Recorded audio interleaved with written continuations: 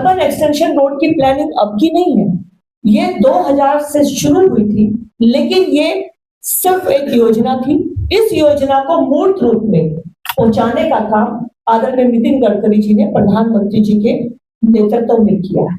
आज अगर आपको बवाना जाना है तो आपको, मुझे नहीं लगता कि 20-25 मिनट से ऊपर लगता होगा।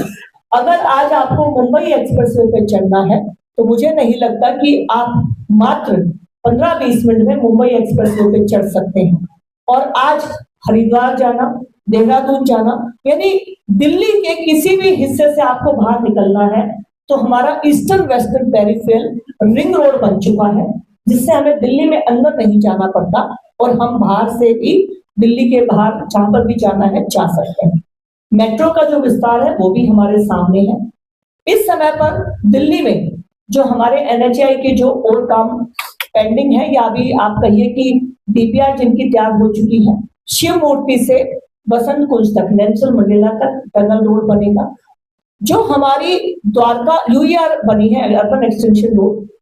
जिस समय दिल्ली में हमारी सरकार नहीं थी उस समय केंद्र सरकार ने इसको बनाया था, और केंद्र सरकार ने बार बार दिल्ली सरकार से आह्वान किया था कि इसकी सर्विस रोड भी बननी चाहिए, लेकिन उन्होंने नहीं बनाई। अब आपको जानकर खुशी होगी कि 7 बड़ी परियोजनाएं दिल्ली में केंद्र सरकार की हैं, जिसमें कि इंद्रलोक से बवाना तक का एलिवेटेड रोड मुनक नहर के ऊपर, और दिल्ली के हमारे क्षेत्र की अगर बात करें तो इस UER और द्वारका एक्सप्रेसवे के साथ में जो सर्विस रोड नहीं बनी दिल्ली में, तो UER की सर्विस रोड बन गई है। इसके साथ ही मेट्रो के विस्तार में 7 नई लाइनों को परमिशन मिली है, और हमारे यहाँ की 3 लाइनें पश्चिमी दिल्ली लोकसभा की उसके अंदर है, जिसमें कि दिल्ली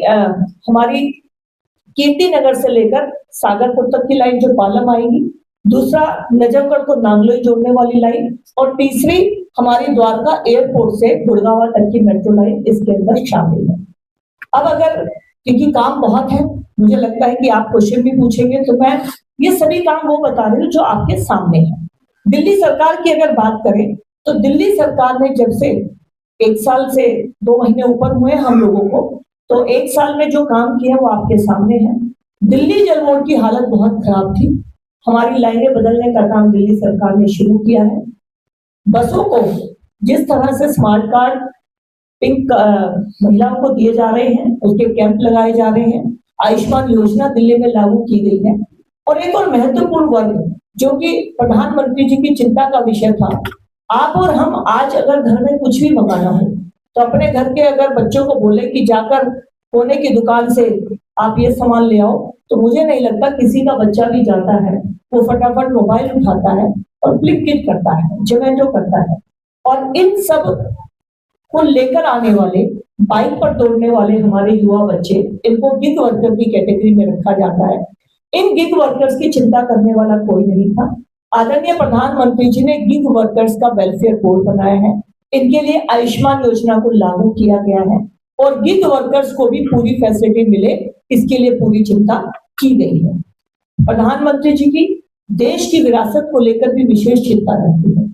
विकास भी और विरासत भी, ये हमारी सरकार की टैगलाइन है। आप अयोध्या जाएं, आप उज्जैन जाएं, आप बनारस जाएं, आप हरमिंदर साहिब जाएं, करतारपुर साहिब भी इसमें नाम है, कहीं पर भी अगर धार्मिक स्थान पर जाते हैं तो उन धार्मिक स्थानों को आज काया पलट करने का काम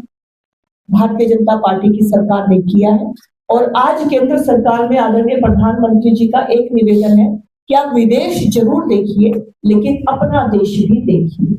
देश को देखने के लिए वंदे भारत ट्रेन भी है, वंदे भारत स्लीपर कोच भी है, और अभी विश्व का सबसे ऊंचा चिनाब आर्च जो रेलवे ब्रिज है वो भी हमारे देश के अंदर बना है।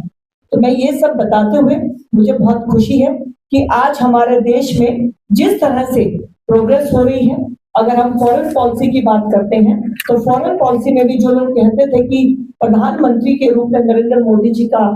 अनुभव नहीं है, आज अनेक देशों में जब आपस में कलह होती है तो हमारे देश के बच्चे सुरक्षित आते हैं, हमारे देश के लोग वहां से सुरक्षित आते हैं।